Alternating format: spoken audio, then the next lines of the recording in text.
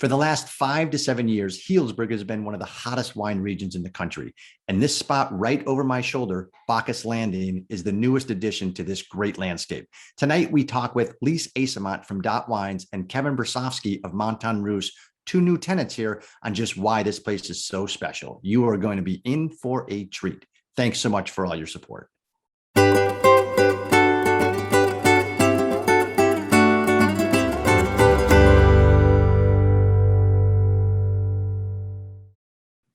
Ladies and gentlemen, welcome to SIP episode 77. 77 weeks we've been broadcasting live with some of the finest wine producers in Napa and Sonoma, and this week is no different. My name is Martin Cody, co-founder of Cellar Angels, and since 2010, we have been bringing you privileged access to the private wineries of Napa and Sonoma. Rarely do they have national distribution, and even more rare is that you really can't get them outside of the wineries more often than not. Tonight, we are going to focus on an area just outside of Healdsburg, which is quickly becoming one of the hottest places to visit in all of Sonoma. For those of you new to Cellar Angels, I encourage you to go to cellarangels.com, and there you will be greeted by the landing page, and you will see immediately 4 or 5 curated sets of wine. We've kind of taken the difficulty of sourcing through wines out of your hands. We make it easier. Then you can go to the shop tab, scroll down to reds, to whites, filter it by area that you're interested in, by varietal. It's all there. It's all easy, and it's all designed to get you access to these small limited producers of Napa and Sonoma. And speaking of which, we have 2 of them with us this evening because they are tenants at the hottest new tasting area in Healdsburg. So without further ado, I'd like everyone to raise a glass to Kevin Bersofsky from Montagne Russe and Lise Asimont from Dot Wines. Cheers, everyone. Cheers. And for those of you paying attention at home, that is in fact Lisa's real background. She's coming to us live from Maui right now because, you know, when you're on vacation in paradise, nothing makes you more excited about everything than doing a SIP virtual tasting with Cellar Angels. So we're very thankful for you to do that. But why don't we start with you, Lise, and bring everybody up to speed on who you are and how you got into Dot Wines or founded Dot Wines.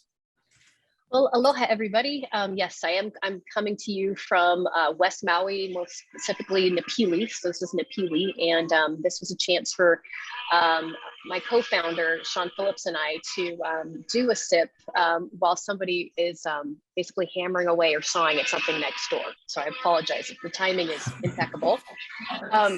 Hopefully you can hear me just fine. Anyways, Lise Asimont, I received my master's in viticulture from UC Davis a handful of decades ago that I don't like to really recognize.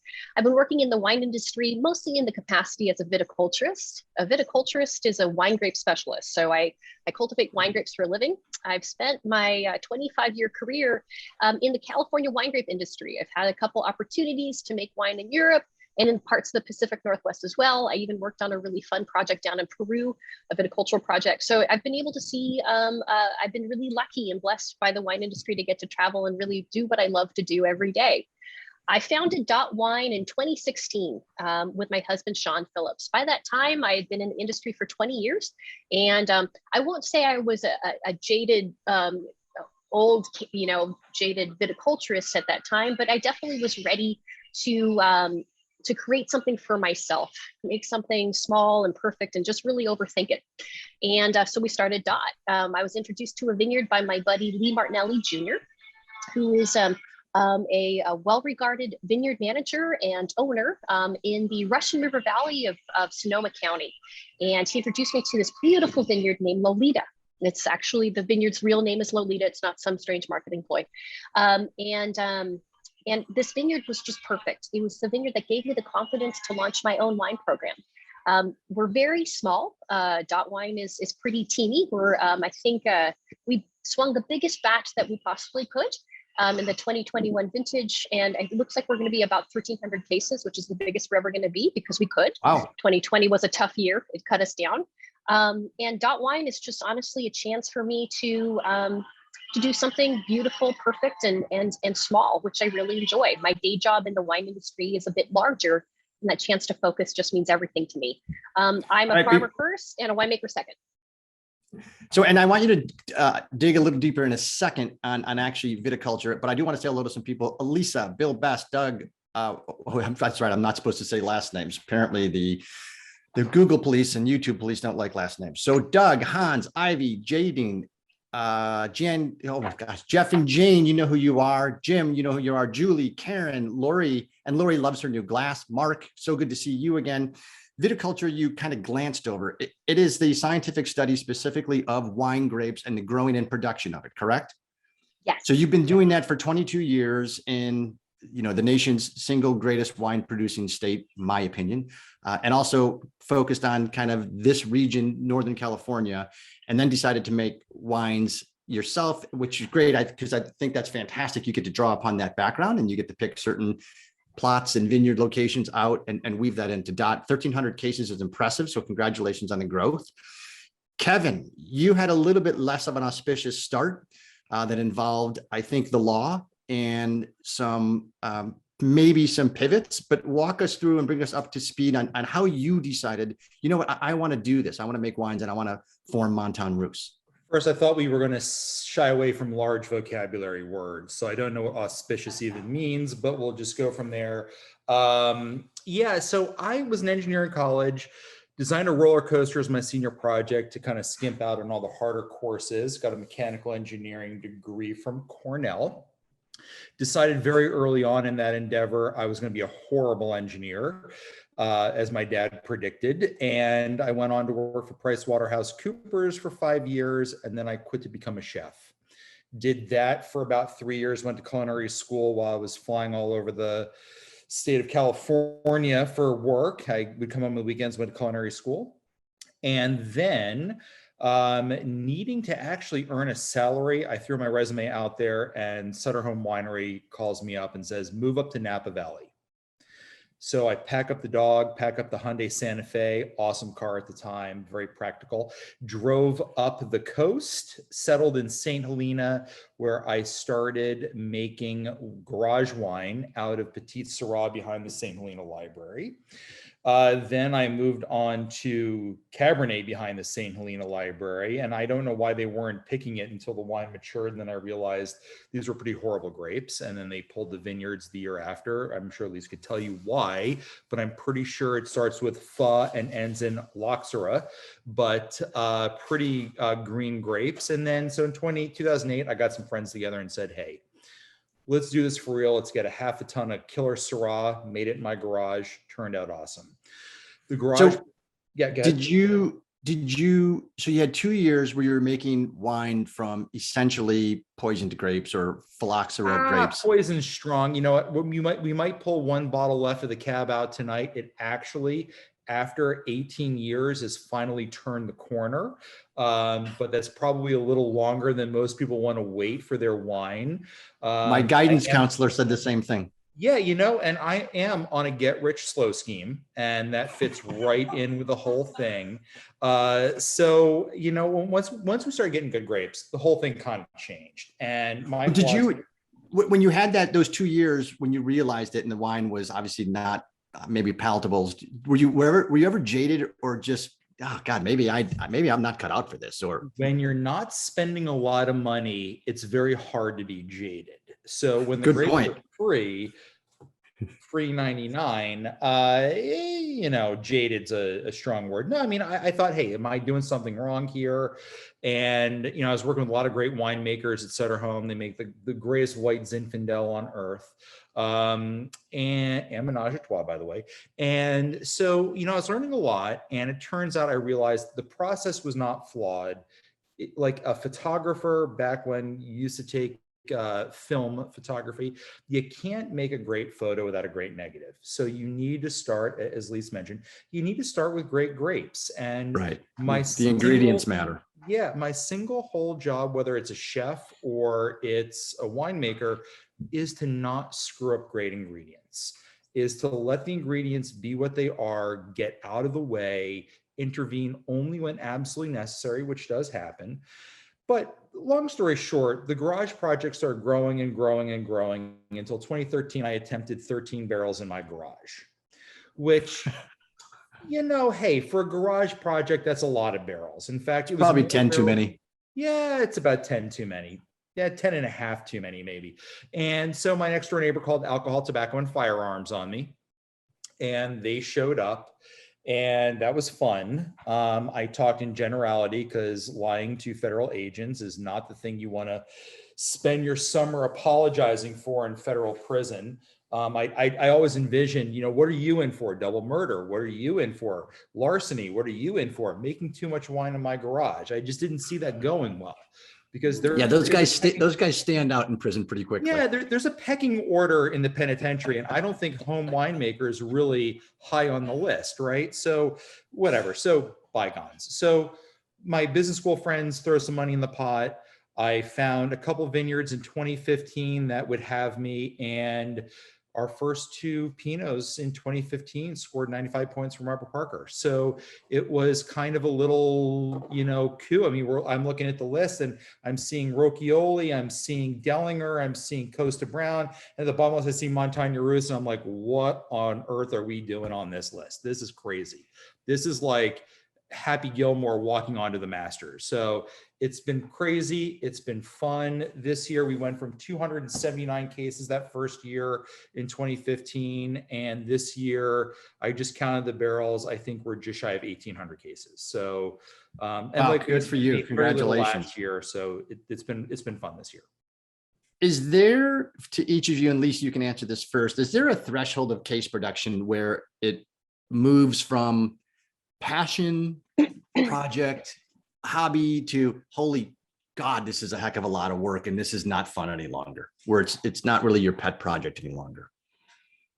I think it's really kind of that's an individualized business plan. You know, for us, we never thought we would be above 1,000 cases because we always thought we'd be a sub 1,000 case brand. But the opportunities that presented themselves in this crazy Montagne Russe roller coaster world ride that we've been having really posed the opportunity to produce more wine and work with even better and better vineyards and kind of get there. So I think it's very individual.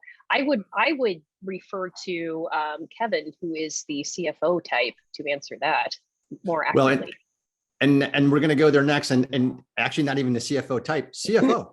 So, but the other thing too, it's interesting because Lise, you sound like a lot of the winemakers, and I'm certainly reminded of Cindy Costco from Passaggio and some other folks that say, yeah, I was only going to be 800 cases, but then all of a sudden this opportunity comes along for some really great fruit, and you're like, okay, I can make a barrel of that, and then pretty soon you're at, wow, I'm at 1,400 cases or 1,500 cases. How did that happen? I've got 14 SKUs.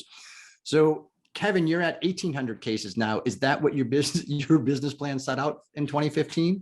No, actually, as a CFO, I actually wrote a very detailed business plan that had us going to like 3,000 cases in 12 years.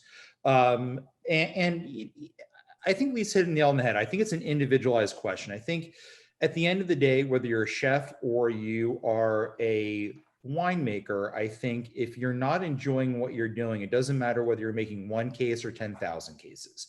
So I am having, albeit I'm losing hair at a prodigious rate right this second, I am having as much fun as I've ever had. Now I'm working 143 hours a week, but I will tell you this, I've never worked harder at any endeavor in my life, aside from my relationship, which is more important to me than this, or that, is I'm having a great time. I mean, she's in the room, isn't she?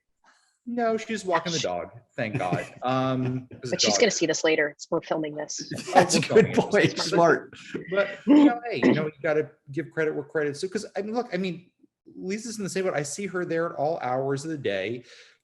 It's a lot of work, and it isn't whether you make 300 cases or 3,000 cases or 30,000 cases. It's a lot of work. And I think the difference between 300, 3,000, 30,000 is the people you enlist to help you. At 300 cases, you do it all yourself.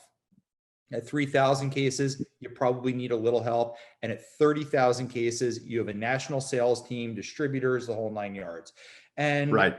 It doesn't go, unless you're Josh or one of those brands, you don't go from 0 to 30,000 cases. You look at all the great brands, Costa Brown. Costa Brown started in the late 90s. They didn't Right. get bought by Duckhorn until a couple of years ago, right? I mean, so add that up. That's like 22 years. And everyone thinks that was an overnight success because they burst on the scene in 3 years. It's like, no. These guys have been hoofing it for a long time. Exactly. I worked for the Trincheros, one of the most humble Italian winemaking families on the planet. And the patriarch, Bob Trinchero, said when White Zinfandel finally hit it big in the early 80s, he said, hey, it only took us 40 years to become an overnight success, Exactly. and that's kind of, everyone has this romantic notion you're going to make a few cases, all of a sudden you're going to be the next so-and-so. You know what? It's a lot of hard work. And it's, I'm sorry, this Lise, actually brought up on a meeting I had yesterday with one of my mentors, Jim Rickards. I produce all of our wines, all of Dot Wines, we produce it. I make up at Jim Rickards Winery, J Rickards Winery up in Cloverdale. And we were having this very similar conversation, Kevin, which is really interesting. And of course you would prompt this. He said rockstar winemakers, everyone gets a hit tune once in a while. It's the careers, it's that sustained passion where you really believe in what you're doing. You roll with the ebbs and flows of it, and you just keep on at it, and you keep making better wine every year, and you're honest with yourself.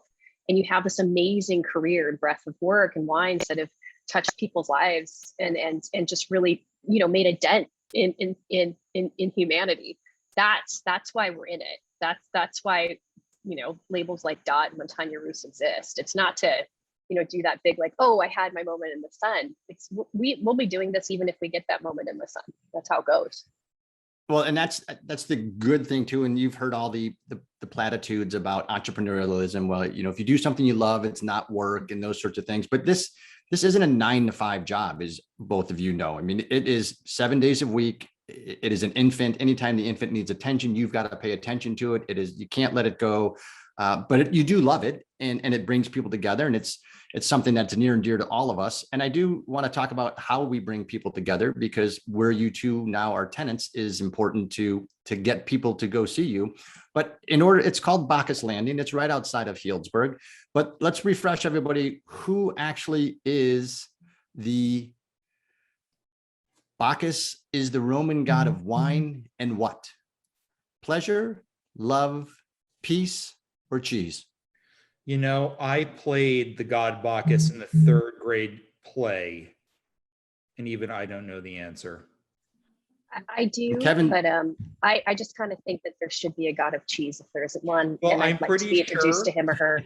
Yeah, at least I'm pretty sure it was cheese, given my size in the 3rd grade. I'm pretty sure it was cheese. The god of cheese whiz. Probably cream cheese. Yeah, it was. All right, we've got 4, 3, 2, 1. It is not the god of cheese. It was not Pleasure. cheese. Crap. Pleasure. It is, you got to in say fact, it as god of freaky pleasure. ways possible as well. Pleasure. It's Extra necessary. credit in the chat if anybody wants to name that Bacchus was not the first name of the god of wine. Who was the first name? That'll be extra credit. That would be Dionysius. Dionysius, right? Okay, Dionysius. Kevin wins. Yeah. And for those of you just joining us, it's Greek and Just spoke Roman the god of god cheese. etymology this week, and cheese. We'll have a dairy section later in the show. So Yay. talk to us about Bacchus Landing. And I'll have, by the way, this facility just opened up Memorial Day. And I think, Kevin, you were in it first. I'm not certain, but. No, Lise was there first. Oh, Lise, well, for those of you that were with us last week, we talked with. I think you guys beat us there. Jesus, I didn't think I could beat you at anything. Good Lord. I got that. At least there's no contest. swearing. There's no swearing delay button. So let's hold that to a minimum. Sorry. But last week we learned with Family Winemakers of California the economics of producing a single bottle of wine in an area that you're in with some of the most expensive real estate in the world. What is it? It's not easy. The tariffs have now caused tremendous economic pain because all of the glass has gone up, and so this trickles down to winemakers. And when you don't have your own facility, it's very difficult to get foot traffic, to get your name out there. Obviously, Cellar Angels is an elegant platform for that exact purpose. But talk to us about how, at least you go first, how you discovered Bacchus Landing and what is it conceptually? Bacchus Landing, actually, I discovered through a local restaurateur. His name is Carlos. He owns a fabulous restaurant called Guiso in Healdsburg, and he specializes in Latin fusion cuisine. And he had a dinner at Bacchus Landing, and it said, the newest winery cooperative, and I'm doing a dinner there. Sign up quickly, the tickets will sell out. I brought this to Sean, my business partner and husband, and better half. And he immediately shot it down and said, nope, we don't need to have our own tasting room. That's crazy. Don't be ridiculous. So like any good business partner, I totally ignored him. That's the wife side of me, and got the tickets. When we were there, we toured the facility and we were absolutely blown away. For one, a good visual is the background behind Martin, yes, there we go, is Bacchus Landing. It's actually Bacchus Landing Cellars Winery Collective. It's a very long, elegant name. But basically what it is this amazing, fantastic, and fabulous place that is the vision of the Lopez family. The Lopez family actually has a small label themselves called Aldina, and I'm actually in a room with them. The Winery Collective is pretty spectacular. The vision behind it was a place where you can come to in Healdsburg, just right outside downtown. It's less than a mile from downtown Healdsburg. You can have parking. There's hook-ins for electric cars. Parking in Healdsburg is a really nice thing to have. It's quite rare.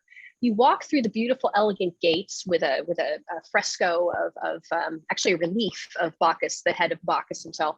And you come into this gorgeous piazza or plaza that is dotted with these beautiful olive trees. And you're just immediately transported. You're transported to another time, another place.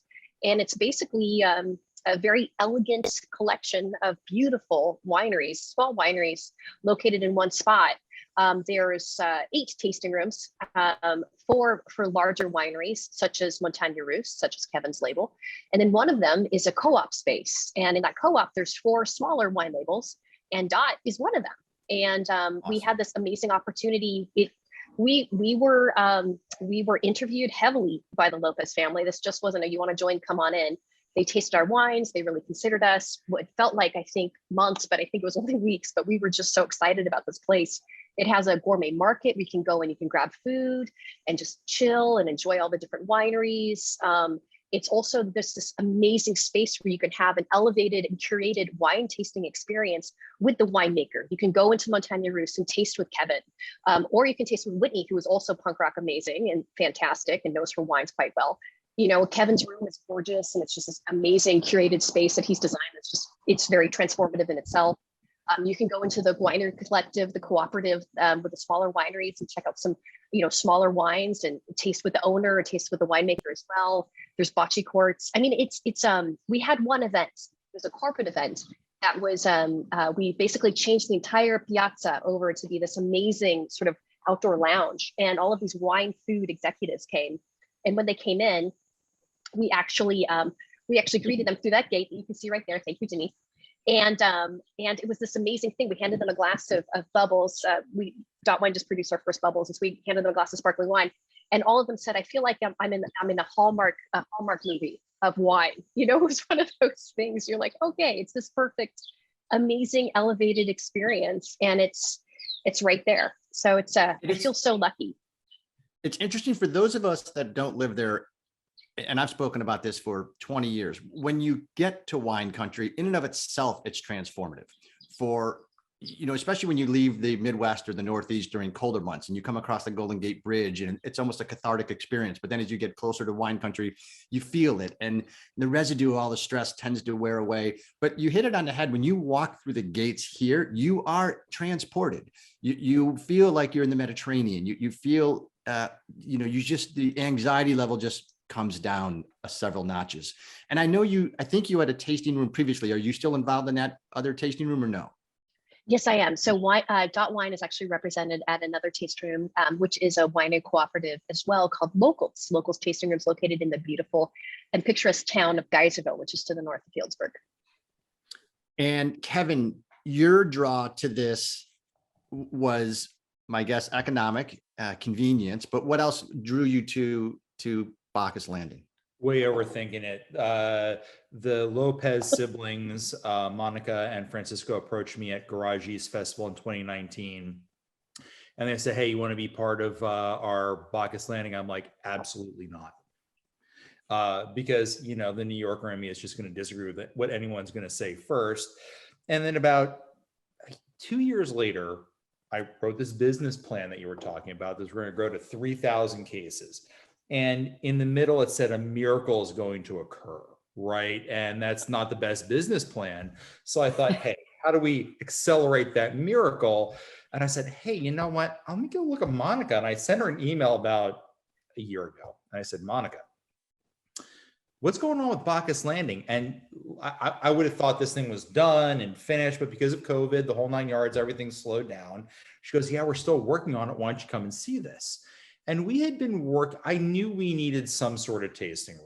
I mean, I'm the chief operating officer of Maryville, and we see 21,000 people a year, which you'd think sounds like a lot, but even for Napa, that's actually not a tremendous amount. I'm thinking, you know what, if you just, and that's our tasting room, that's Kevin. Don't know when that was. Kevin had a lot more hair. That must've been like 2 weeks ago. But, you know, I looked at, you know, just even if we saw a fraction of those people, it would change the economics of the game. And I was a mediocre baseball player. I played on some of the worst Little League baseball teams in the state of Maryland. And I realized it takes a lot of singles and doubles to have a success. It's not the home runs. Those home runs don't come around very often. You just need sustained good business. And I got to tell you, I mean, so far, even being open since July, I mean, we are probably going to beat last year's revenue by 85%. Wow. And that's only having been open since July. I mean, you know, at that point, you asked how many cases does it take to become a real business? Well, I mean, far less when you're selling a lot of direct to consumer cases. I mean, Lise knows going to wholesalers. I mean, that's fun. I mean, you pour your heart and soul into a crazy, awesome bottle of wine like the Lolita Vineyard I'm drinking right now, and you sell it for a couple nickels above cost. And you think it's going to be some game changer because someone in a restaurant in Florida is going to fall in love with you, and it doesn't happen. Let's just be honest. People get the experience, as Lise said, by talking to the winemaker, talking to the owner. They want to talk to the pig who's the bacon. They don't want to talk to the chicken that's the eggs. They want someone who's invested in breakfast. You know, they want someone who is pouring their heart and soul into it. You know, and that's what you get at Bacchus. You get to see Dan Costa. You get to see Eric and Ali's story. You get to see Monica and Francisco. You get to see all these people who are making the wines. They're out there in the vineyards. It's as close to farm to table as wine is going to get. You know, the chef that goes out and picks the turnips and makes the fricassee. I'm a chef. I don't even know what a fricassee technically is, but you know, whatever. I got two chefs sitting in the background here. They're going to give me an earful later, but you know what? You get to meet the people getting their hands dirty, and you're not going to get that at anything above 3,000 cases because you know, that's the fun of it. You get Lisa's in the vineyard. She's making the wine. She's digging her hands in the dirt. She's checking the leaves. She's tasting the grapes.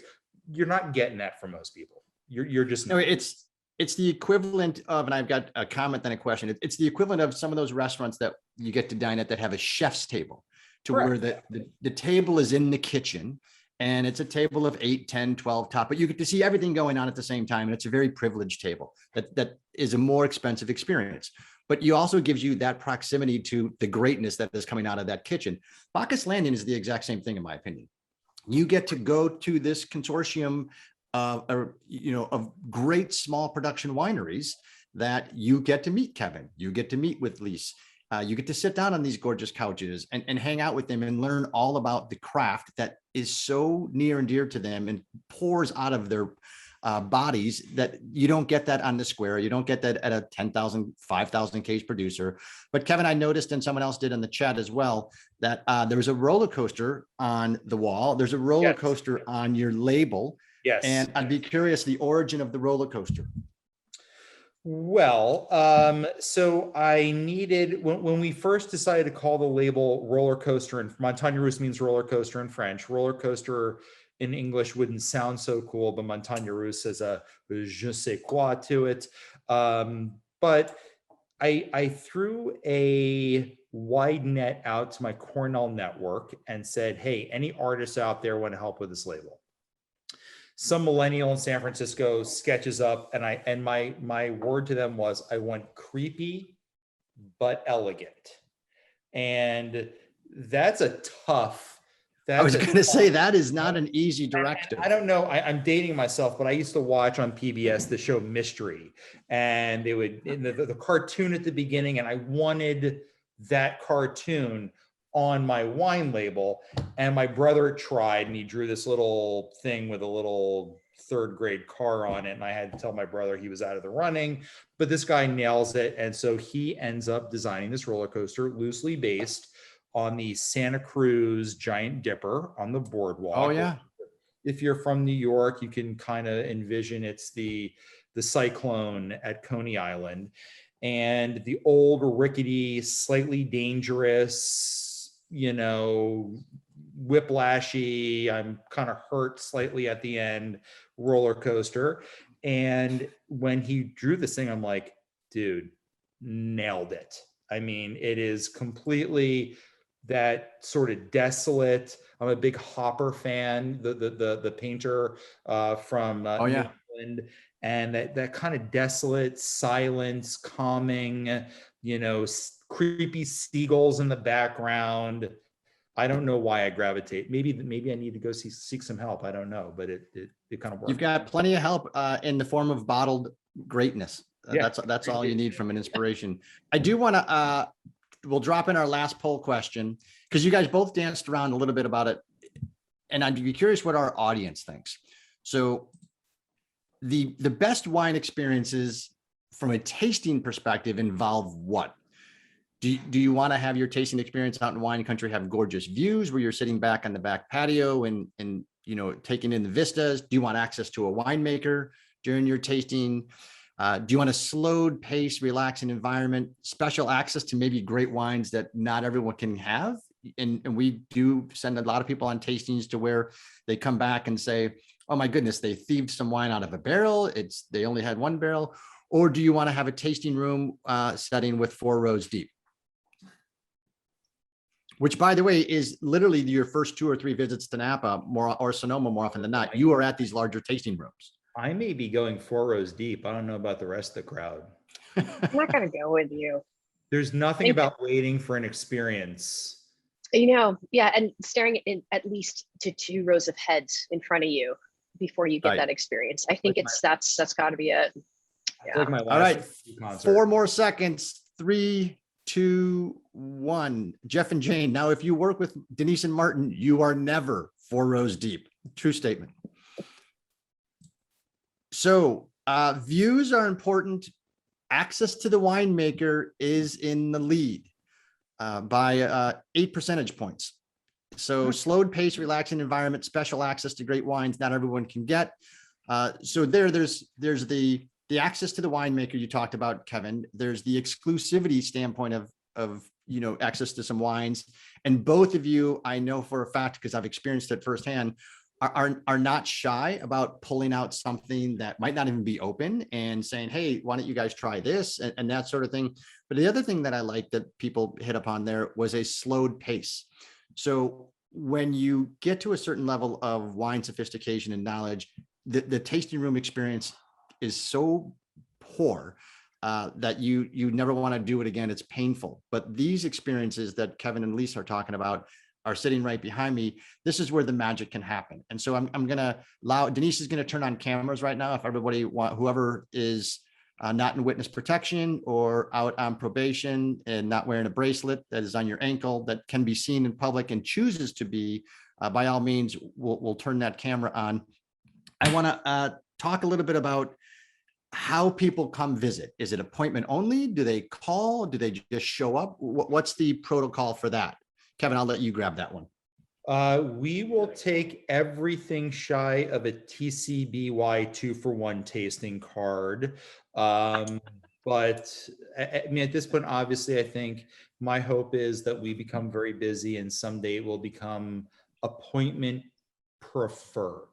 Now, obviously, we will always take walk-ins. I think my favorite restaurants on the planet, no matter how busy they reserve 4 tables a night for walk-ins. I don't. Well, and I think, let me interrupt you just for a second, because I think that's very important with COVID. All the wineries have, or most, I should say, wineries on both valleys are moving very, very quickly to appointment only because of the distancing and things of that nature. So that memo. It's interesting. Correct. You did miss the memo, but that's fine because this space is entirely different. So the walk-in aspect is perfect. And in a few minutes before Jeff starts chanting in the chat about Google Earth, I'm going to show you exactly how close this is to Healdsburg.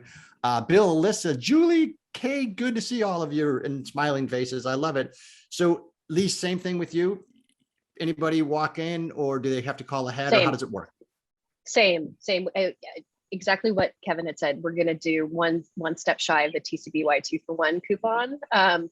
We would like to get to that point, though. We do prefer appointments, obviously. The great thing is Kevin, the Montagne Russe tasting room and the Winery Cooperative tasting room where I'm located, where Dot Wines is located, has both, it has indoor seating, but also basically, I don't want to say unlimited, but basically unlimited outdoor seating because of the plaza. Right. And so as we go through, if we do go through more ebbs and flows with regards to COVID, we have the ability to taste people outside in a breezeway that's covered, rain or shine.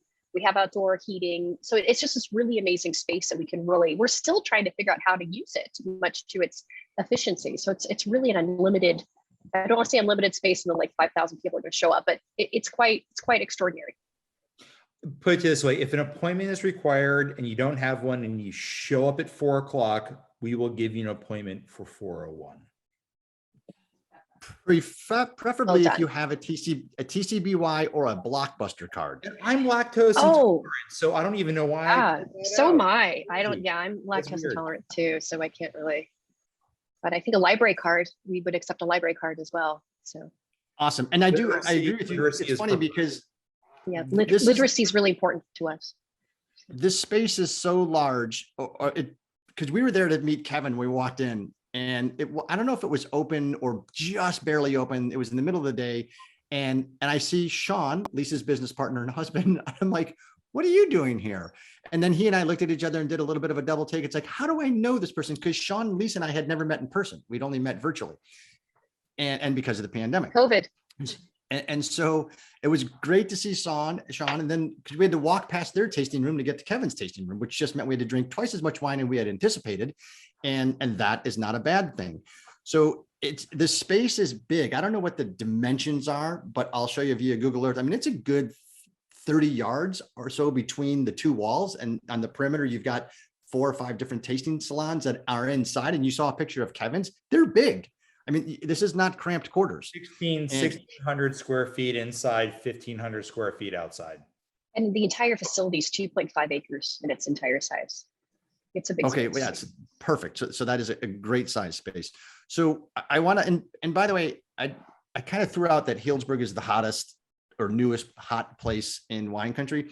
It's been developing this temperature for about the last 10 or more years. And if for those of you that have been around the wine game a long time, and you remember how Yountville exploded onto the scene from its gastronomic restaurants, Thomas Keller, French Laundry, and all those places in the 80s and 90s, that's Healdsburg today. Healdsburg is such a fantastic gastronomic epicenter of food, life, celebration of those two things. It may surprise you to know that Healdsburg has 5 Michelin restaurants. One of them has 1 star. One of them has 3 Michelin stars. So Yountville has 7. So you can see how close Healdsburg is, and it's showing no signs of slowing down. Put it in perspective, all of Marin County, where I sit right now, has 1 Michelin star restaurant, and Healdsburg has 5. That's unfair. That is unfair. So let's actually show you where this is. And for those of you that are new to Cellar Angels, as I mentioned at the top, we're a wine curator, a digital wine curator. We focus on Napa and Sonoma only. And since 2010, we've been bringing you access to these wines via the Cellar Angels website. We've now have 3 wine clubs, which are growing at a meteoric pace because everyone likes a new winery each quarter. So this is the area that we focus on, Napa and Sonoma. And you can see the county lines are not there any longer. I don't know what happened. So here we have Napa, here we have Santa Rosa, here we have Healdsburg. So it's unlike any other area in the world with regards to and Lise, who knows everything about viticulture there is to know in the world. This is a Mediterranean climate. Only 3% of the world is a Mediterranean climate. You've got tons of different water tributaries, rivers, streams. You've got the San Pablo Bay, which is a huge maritime influence, and of course the Pacific Ocean. But when we look at Bacchus Landing and where it exactly is in Healdsburg, you can see that it's right outside the town of Healdsburg. I mean, it is, Lise said it's about a mile. So here you have the Safeway, here you have the town of Healdsburg, the square. Right underneath 101, you come out here and here's Bacchus Landing. And this area here is the Mediterranean trip to Spain, if you will. You come into the parking lot, walk in, and you have all this outdoor space. And then each one of the tasting salons and tasting rooms, and room is really a misnomer because, as Kevin said, they're 1,600 square feet inside. They're big. So there's ample room in there for people, and you can sit down, relax. It's air conditioned. It's just a gorgeous facility. But to give you an idea of the proximity to Healdsburg, and specifically one of my favorite restaurants, Valette, I thought we'd take a little bit of a stroll to show you exactly what it looks like to walk from Bacchus Landing to Valette. It is literally 1 mile. So you can see this little area in case you are unruly and your TCBY card is rejected, you can leave. And it is very, very easy to it's 2 turns essentially to get into downtown Healdsburg. 6/10 of a mile, yeah. You come down one road, you go through the roundabout, then you will come across Healdsburg Square, take a right, take a left, and then bam, you're at Valette. Now, this restaurant right here, Single Thread Farm, is the 3-star restaurant, three Michelin star restaurant. Okay. But it gives you an idea. If you are staying in Healdsburg, which I highly recommend, you are such close proximity to this tasting experience. It's indescribable. And you are not going to get this experience on any one of the tasting rooms that are on the square. It's unheard of because the winemakers aren't going to be in there. Most of these are 10,000 plus case production. So you have to get off the beaten path, right? And that's what Cellar Angels excels at, is finding these wineries off the beaten path.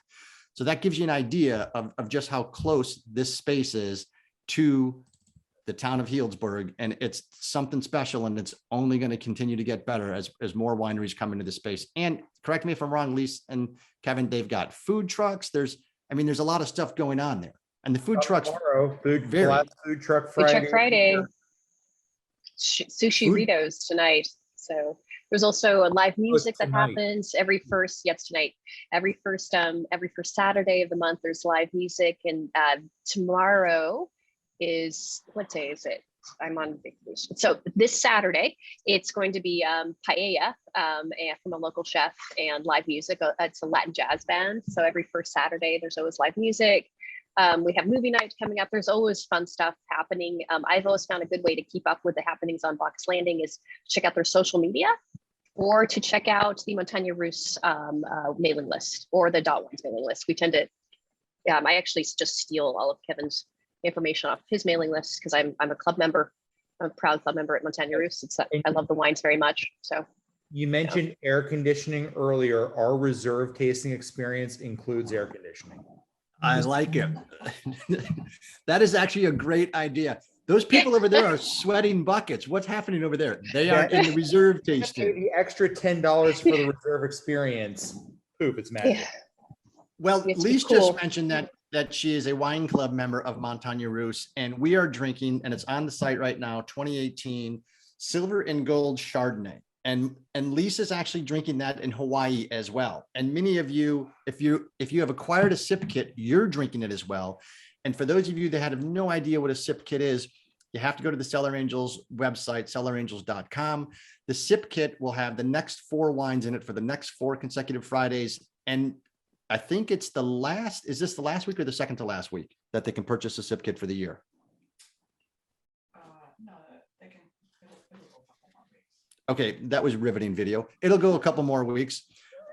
So what will happen is Cellar Angels has taken a 5-week hiatus, and coming up to the holidays, but you will have the next 4 Friday wines, and you will be able to sip along with winemakers. I can't promise you that they're going to be as outstanding, as enthusiastic and outgoing as these two, but Kevin, walk us through the aromas, flavors, and pairings of the 2018 Silver and Gold Chardonnay, please.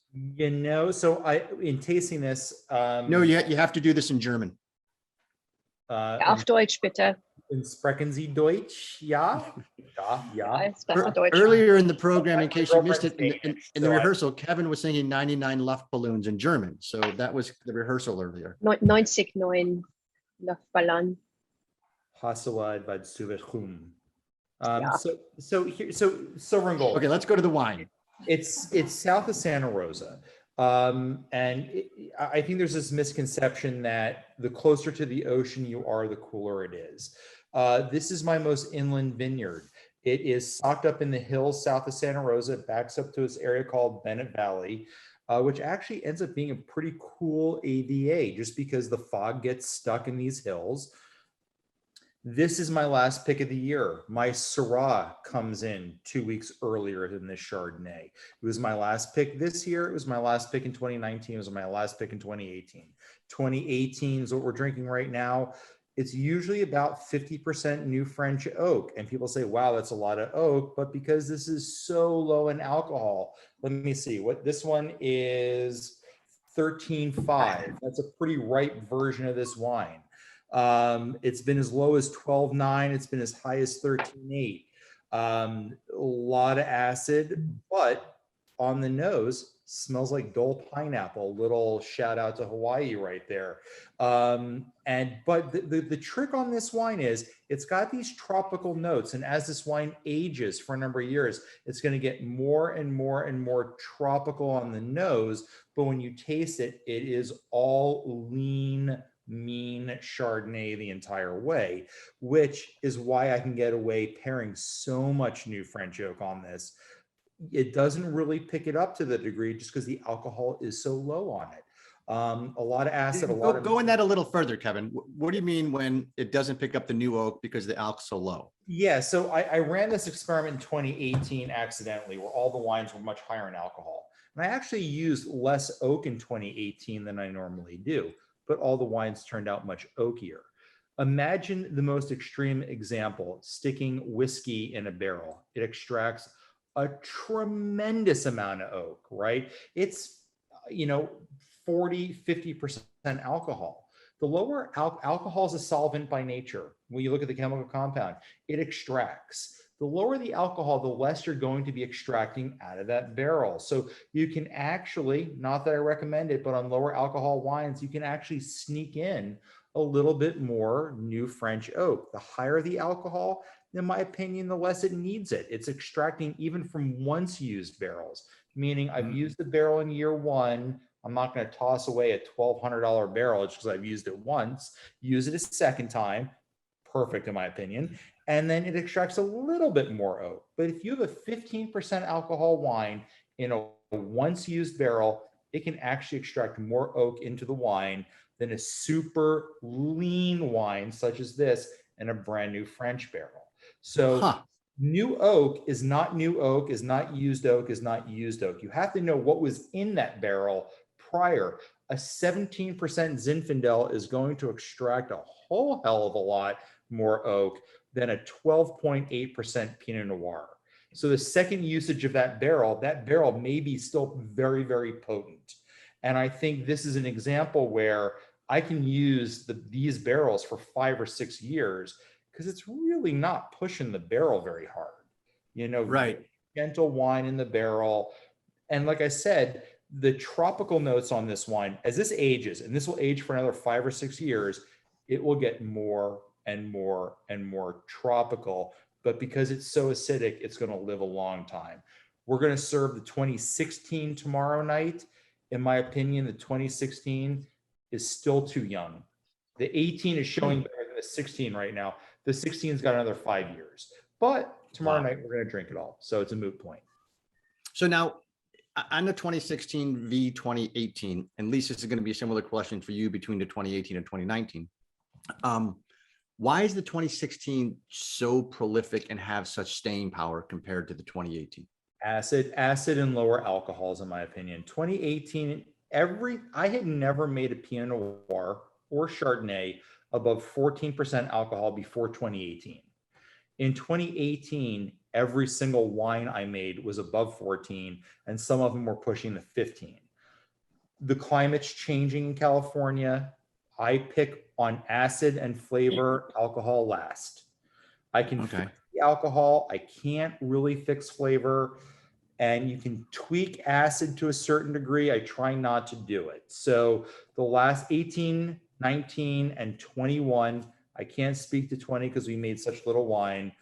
It's taking longer and longer for the grapes in California. They get sugar ripe very quickly. They get phenolically ripe a little bit later. A little bit later, the other direction. So when you talk about I pick acid, so when you're walking through the vineyard, you are grabbing clusters and you're biting, and you can tell, okay, this is getting to where we need to set a pick date. Usually I'm good to within a week. If I miss by 5 days on either side, and that I'm okay with. And then last question for you, and this goes back to what we talked about earlier in the business plan. As a CFO, I can submit a business plan and have the hockey stick with an asterisk, and then the footnote, I just explained that as miracle, and that's fine. Is that what I'm hearing? Okay, good. No, I like that. So my investors are all Wharton graduates. So they're the biggest, sorry guys, bean counters in the ass on the planet. And they will nail every line item of the financials. And then that's when I sit down with them and say, guys, I'm asking for $10,000. Chillax. Chillax. The money. I said the worst case scenario is over the next 10 years, you're going to get about 20 cases of free wine. Exactly. Yeah. Do that math for me. Okay. Yeah. Just everyone has been made whole by wine and wine alone. I hope they're going to be made whole financially as well, but they've gotten a lot of really good wine along the way. All right. So, and Lise, well, actually, right. Kevin, tell me a little bit about, in 30 seconds, your portfolio. You mentioned Syrah, you mentioned Chard, you mentioned Pinot. Chard, so in order of volume, Pinot Noir, Chardonnay, Syrah, which is my first love. I'd only make Syrah if I could, and a little bit of Cabernet. Okay. A token amount of Cabernet. Lise, we have the Dot Wine 2018 Lolita Vineyard Pinot Noir. It's something special.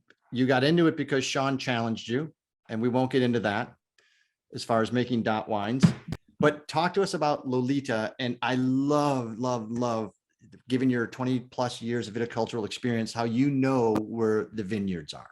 So how did you come across this vineyard, and talk to us about Lolita? I had been looking for the vineyard to start our own label with, to launch Dot Wines. And I'd gone shopping with my buddy, Lee Martinelli Jr. He's a well-regarded vineyard manager, as I said earlier, in the Russian River Valley area of Sonoma County. And he's an old buddy of ours as well. Our children, our daughters actually grew up together. And we saw a couple vineyards over the course of 2 years, and none of them really made sense. And finally he said, I've got the perfect block for you. It's at the vineyard called Lolita. And he and his wife, Pam Martinelli, they own it personally. And it's this perfect vineyard for an old viticulturist like me. It was this perfect place. It's located in the Green Valley district of the Russian River Valley, which I love to refer to as the cold heart of the Russian River Valley. It's off of Martinelli Road. It's a south by southeast exposure site with a very slight 4% undulating hill. It's my second favorite clone of Pinot Noir. It's clone 777. This is my first favorite clone. This is 667, ampelography correct. So there you go. If you would have given the audience enough time, we would have got that. Yeah, good. Because I have to actually add every clone and variety I've made. So I'm going to be sleeved pretty soon, and I haven't had the bravery to do it, but it's going to happen. Kevin's going to hold my hand. He's very supportive. It just was this perfect vineyard. It's Sebastopol sandy clay loam soils, which is, in my opinion, perhaps the second best soils in the Russian River Valley. But now we're splitting hairs. It's my favorite's obviously Gold Ridge, and I don't roll your eyes at me. I can see you doing it in the corner of my eye. Gold Ridge sandy clay loam, in my opinion, is just very not yielding. It's very well draining. It doesn't hold a lot of nutrients. It's a wonderful medium to have sort of perfectly balanced vines, balance between the amount of vigor that they express with the fruiting capacity we allow it to hold. Sebastopol sandy clay loam has a little bit more organic material or content. Slow down. What clay loam? Oh, Sebastopol sandy clay loam has a bit more organic material or OM in it. So it's a little bit easier of a soil. And as a nice jaded old viticulturist, I like more difficult soils to grow my vines in. So that's just my, it's because I feel that you can control vigor. You can manage vigor, but you can't necessarily, put it on. So I prefer a moderate to more vigorous rootstocks. In this case, this particular vineyard has 420A, which in my opinion is a moderately vigorous rootstock, especially in the topography aspect and soil conditions that the site is in and the mesoclimate that it has. So I manage the vigor. I picture you, and this is just in the simplicity of my head, because I don't have mechanical engineering in Cornell after my name like Kevin does. I have did not graduate. Pretty easy. I have do not graduate Colorado State after my name. But if I'm listening to the way you're describing it, I'm picturing you as really an unbelievably accomplished chef who doesn't want to just have this mushroom or a mushroom in this particular dish. I would need to have a specific mushroom from a specific soil type because it's going to impart this type of flavor profile. When I make certain, to Kevin's point, when I get out of the way and let the grapes do its thing, intermingle with the berry, and you, from a viticultural standpoint, recognize that there are certain soils that allow that rootstock and that varietal to manifest this profile. And you're missing one leg of the stool there, though, and it's the grower. In this case, Lee Martinelli Jr. is an incredibly accomplished viticulturist, and it's really fun walking vineyards with him. Usually when I walk a vineyard with any of the wonderful, amazing, and talented wine growers we work with at DOT, I walk with a pair of Felcos. They're shears, and they're red handled, and they're on my hip. They're in a holster. I look like a badass. And usually they're unholstered, and I'm walking around and I'm literally clipping things the entire time. And I'm a real pain to work with in vineyards because unfortunately that's my comfort zone. I know what I'm doing, and we're going to get it right there. We're going to get it as right as we can, considering the vintage and climatic conditions we're dealing with. And walking a vineyard with Lee Martinelli Jr. is a pleasure. Felcos stay holstered, and it's a chance to learn from a great, learn from a legend.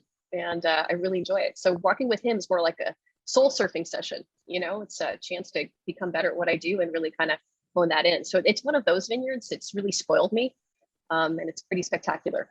That's Lolita. I love how Lolita has. The style of wine that I produce is very much vineyard first. I don't like to do a lot of interpretation. I do love to pick vineyards when I feel that they're physiologically ripe, and Lolita tends to be ripe at 25 bricks and higher. So the resulting wine is usually about 14.1, 14.2%. And because of that, I really keep the new oak component down to 30% max because I will, as exactly what Kevin said, he nailed it on the head with incredible engineering precision. I'm going to extract entirely too much new oak components and basically mask and cover up the amazing, gorgeous fruit that we've worked so hard all year to produce. I also love how dark Lolita is without having to over extract it. I was going to say, tell me a little bit about very structural. Tell me a little bit about you were just talking about the fruit, the aromas, flavor profile, and any pairings. Awesome. So aromatically, Lolita for me is very black and dark. So it tends to be blackberry and plum and little bit of dark cassis without being overly medicinal or candied. I try to make sure that the oak component is more of framing. But what I do love about Lolita, and every time I talk to people about this, this is also very suggestive, so I apologize, but go back to this wine when I'm not talking in your ear. But aerate and sniff and get your face on in there. Everybody's doing it, the water's just fine. Jump on in. You should pick up a little bit of dried red rose petal. I'm not kidding. That's exactly what Lolita is. Whenever I'm tasting barrel lots, and if I'm not paying attention to which barrel lot I'm in, I always know it's her, because she smells like dried red rose petals. Not like potpourri, but it's just a dried red rose petal. It's really beautiful. It's a dark, romantic, and complicated aromatic that I love about this wine. It has a lovely structure to it as well, but I made sure to balance the acidity. I really respect Kevin's winemaking style because he balances, all of his wines are so well balanced, the acid's so well balanced with the fruit profiles and with the oak component and with the structure. And that's another style that I strive for at Dot, is to make sure that I'm balancing that acidity and that profile, and making sure that every time you smell any of our Dot wines and you taste them, you're getting exactly what I experienced during harvest. Because that's where I spend most of my time. So I do love that component about this vineyard, and it's easy to make a wine like this when you have that level of viticulture and farming on site. And I do have one question, but I want to tell everyone these two wines you could probably not do better to have these two wines in your Thanksgiving table, because they will pair with amazing complexity of the foods, the sauces, the richness of a lot of the dishes, because they both have such great acidity that they can cut through some of that creaminess, certainly on the lean turkey and ham. This will be a great wine. But Jeff and Jane have a question with regards to rising temps and alcohol. Are you worried about the future? They recently tasted some Paso wines on a trip from Sonoma wine country down the coast, and their wines are starting to climb over 16%, and they are definitely worried. What do you guys say? Lise first. Okay, I'm on it. Climate change is very, very difficult. It's causing a lot of residual issues. We have two issues at play. One is exactly what Kevin had mentioned earlier, where we have this uncoupling of Brix accumulation, or soluble solids, which is sugar, with phenolic development. So you see my TMs, these are the graphs. We used to be like this is sugar accumulation, or soluble solids, and this is phenolic development, and they're now this, and it's later. Phenolic development's much later, and it's becoming to the point now where if you want to start having phenolically right and significant wines that are truly representative of the site, you have to wait for higher Brix, and that's becoming difficult. There have been mitigating efforts that we have been able to employ with regards to vineyard cultural practices, where we're able to sort of hold back the phenology or age of the vine in that particular vintage. And we can do this through irrigation regime practices. We can do this through pruning differently and changing the balance of the vine with regards to the vigor that we have and the fruit that we allow to withstand and sustain. And we're able to do it as well in cooler climate areas. Kevin sources Montagne Russe from cooler regions than Dot Wine sources from. So the ability to sort of manipulate that is possible. So that's quite positive. What I haven't seen as a winemaker. I love that you also said you can control vigor, but you just can't like institute it and make something produce more vigor. You can control that, which is important as well. We manage things in vineyards. It's about vineyard management. If it was vineyard control, we'd call it vineyard control. And that would be awesome, because we would be God. The other thing that we're starting to see over the past 5 to 10 years has been that we're having and Kevin, if you want to touch on this, because you came into my tasting room this harvest and you were complaining about it and I was being beaten down by it. We're having a different, the conversion rates of alcohol are changing. Yeah. You want to take that from me? Can I hand you the baton? Yeah. So when you harvest grapes, you have a sugar number called Brix. Lise has referred to this, and typically back in the day, and when I say back in the day, I'm talking 2010, 11, 12, 13. Yeah, maybe you'd multiply the Brix number. She said 25. You'd multiply 25 by 0.57, and that would equal your alcohol. Over the last 3 or 4, in fact, I'll tell you, this year alone, the conversion rates have been much more closer to 0.61, 0.62. So again, I don't really care about alcohol as long as the wine is in balance. But I have had to add more water back to grapes this year than I've ever had to add in the history of my winemaking, which granted only goes back a decade, but it's changing pretty rapidly. I tasted everything in barrel this morning for the first time. I kind of let everything just settle for a month, and I was astounded by the dichotomy between alcohol and acid. There were wines that were low acid. There were wines that were high alcohol, high acid, and which is a little bit of a bizarre one. And there were a lot of wines that were medium alcohol and low acid. And I think every site is handling it differently. And being in the Petaluma Gap for the most part, where it's very cool winds, I've just had to accept my days of 13.5% Pinot Noir making are probably gone. I tasted my wines from Bye-bye. 2016, and I'm like, how did I achieve this full, rich wine at 13.4% alcohol? You can't do it now.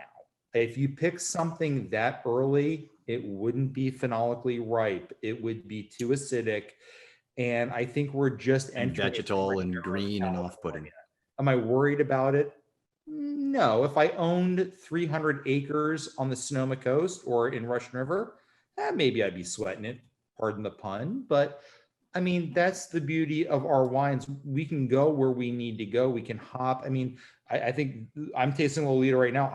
This is an extremely well-balanced wine. I mean, this can handle, a little bit more runway. I mean, if the world warms another 7 degrees, yeah, I think winemaking is the least of our worries, because most of the vineyards we're going to be working with are going to be underwater.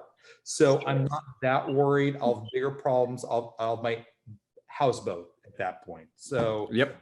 I think worry, no, but I think you can't formulaically make wines. At this point, you need to really see what's coming in. I mean, I've left a lot of new oak on the table because I'm like, this wine's too big. If I put the amount of oak I thought I was going to, because you don't buy barrels the day after harvest. You have to buy barrels 3 months, 4 months, 5 months in advance. So you get all this oak and you're like, oh, wow, this Pinot is going to be 14.6. I was expecting 13.8. Well, I got to pare back the new oak. This just isn't going to work. I've had a couple vintages in a row where I've got a couple $1,200, $1,500 barrels sitting in the corner not being used because the wine just would eat that oak alive. And you just got to say, you know what? You were talking about finances early. That's where a Kendall Jackson or a big player can say, hey, use them next year. Kevin's like, oh, crap. I really like to eat. I mean, it's, so it's, I can't eat the barrel. So there is a silver lining with the climate change issue as well, and that is, Kevin and I are the type of winemakers that spend a tremendous amount of our life in a vineyard. Kevin's in his vineyard all the time. His vineyards and all the time. I'm in our vineyards all the time, and that is the nice part about being in agriculture, is that we're eternally a student. It's if you look at it that way, you're always young. You're constantly learning. It's never. As farmers, we understand that it's not if, it's when we're going to have the next issue. So our current issue, is water, labor, climate. So that's what we're dealing with. And, talk to us in 10 years and we'll be even cagier then. And we'll say our current issues are water, labor, climate, and they're probably some new bug. And the zombie apocalypse at that point. Yes. Zombie apocalypse. Well, I can't get the zombies from eating my grapes. It's really annoying. The other silver lining is, here in Florida, we're about 8 miles from the shoreline. So if it does warm up 7 degrees, we'll have beachfront property. It's great. So there's something. There you go. There's sure. I won't be here. This place won't. Speaking of that, speaking of Lolita, Lise, tell us a little bit about the rest of the portfolio. We just launched our first bubbles. It's a Brut, Methyl Champenois. So we have that, which we're really excited. That's the newest kid on the block for Dot Wine.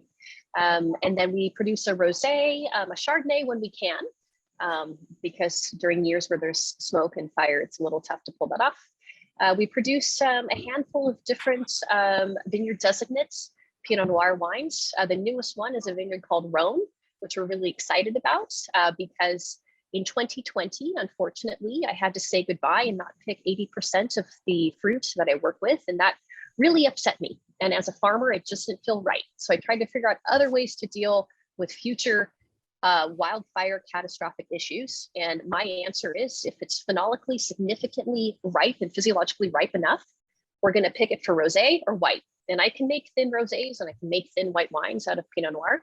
But can I make an epic, big, fat, amazing white? So I tasked myself to do that. That was this year's project, and we did. So I made my first big, fat, white Pinot Noir. And Kevin's laughing because he's done that already, and I love it. It's a great, he has a fantastic white Pinot Noir and I think Pinot Blanc blend. That's beautiful. Now, some of you may be raising your eyebrows going, white Pinot Noir? Yes, it is a thing, and it is fantastic. Yeah. I'm very excited about it. And outside of that, I actually went back to my roots, and Bacchus Landing didn't have anyone pouring a Zinfandel. So I decided to go back. The first commercial wine I made was in, oh boy, I'm really dating myself, was in my father passed away in 2008. So I made my first commercial wine in 2009. And it was a Puccioni Vineyard Designate Dry Creek Valley Zinfandel. I made in honor of my dad, who loved big Zins. And I knew then I was a Pinot Noir winemaker because I made a pretty elegant Zin and not the big, fat, mean thing he wanted. So I went back and I picked up some Puccioni fruit and I made a Zin again. So that's a very small amount of my portfolio. So your calling passion is Zinfandel, Kevin's calling passion is Syrah, and you're making small amounts of each right now. Yeah, and obviously, I mean, Pinot Noir is really a big deal for me. So yeah. It's got to be. Well, I can't thank you both enough for just spending some time with us this evening. It has been absolutely fantastic. I do want to encourage everyone, these two wines, as I said, for everybody in the United States and not Canada, they are amazing wines for Thanksgiving. Canada's already had their Thanksgiving, as I just learned. Again, continue with the educational theme of SIP. We now know when Canada's Thanksgiving is. But more importantly, go to the Cellar Angels website. When you are in wine country, visit Bacchus Landing. Next week, we've got Jack Seafrick from Cast Wines, also in Sonoma. And we are going to be doing a late harvest wine discussion with Jack because we haven't featured any late harvests in 77 episodes. And it too is seemingly, unfortunately, a seasonal wine in the United States, but it could be had, with every meal, quite honestly, and should be had with every meal. But that is it. Anybody have any last minute questions for Kevin or Lise? I like to hear that. And all I hear is the ocean, and we'll cheers Hans and Caitlin. So good to see you guys. This is a rarity. Everyone take a screenshot. That's Hans and Caitlin. All right. Cheers, you guys. Stay safe. Thank you so much for all the support. We can't do this without you. Lise and Kevin, thank you. Humbled. Mahalo. Mahalo. Aloha. L'chaim.